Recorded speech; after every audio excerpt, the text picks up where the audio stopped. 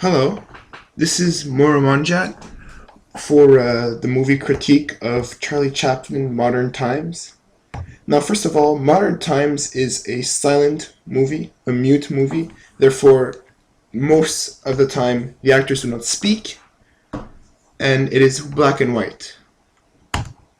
So let's talk about the story flow. Now, it starts off with Charlie Chaplin as a worker, working in an industry.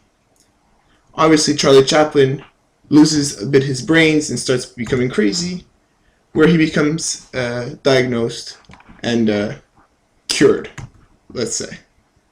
He obviously gets in more and more trouble and ends up going to jail while they think he is a communist. He saves the jail from a breakout, and he is released. Now, we also meet a new character inside the story. She is a bit of a stealer or a criminal. Now, Mr. Chaplin realizes that life outside of the jail is much harder than inside, so he tries to get back in by taking the blame for Miss Little Criminal.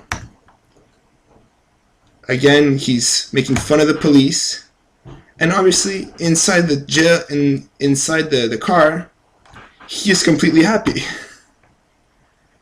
He's brought to jail, and the criminal and Mr. Chaplin start a new life together, trying to have the American dream. The industry opens up, and Mr. Chaplin gets a job being the engineer's assistant. And Mr. Chaplin, as a buffoon he screws up, and the engineer gets very mad. He gets another job as a waiter and a singer, but he realizes he cannot sing for anything.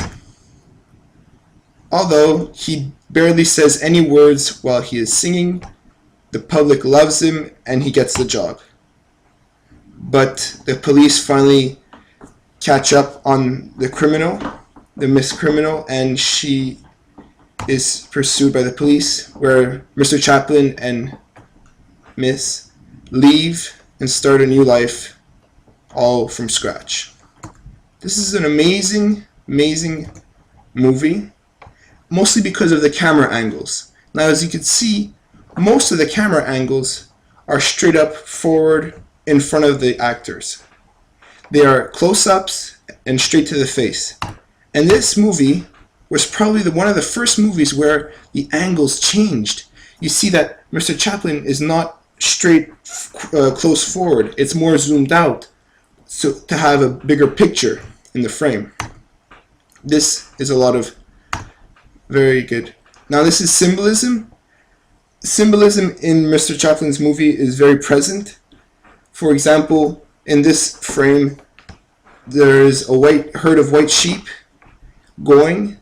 It is kind of symbolizing the workers and how they're always rushing from place to place to get to their jobs. As you can see, there's the black sheep, meaning Chaplin is not like every single other worker. He's more rebellious and more funny. Another symbol is the Big Brother. Now, Mr. Chaplin is taking a break and smoking, and in the back you see that the Big Brother, the boss, is always looking over him. In those times, it was make money, that's more profit, and this show that the boss is always on your back, and you cannot never have a break. Here, he makes another symbol that the workers have become like machines, and they work with co-working with the machines.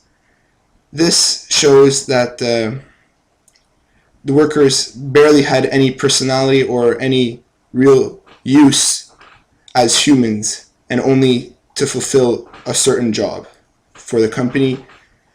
And he says that it's not supposed to be like that.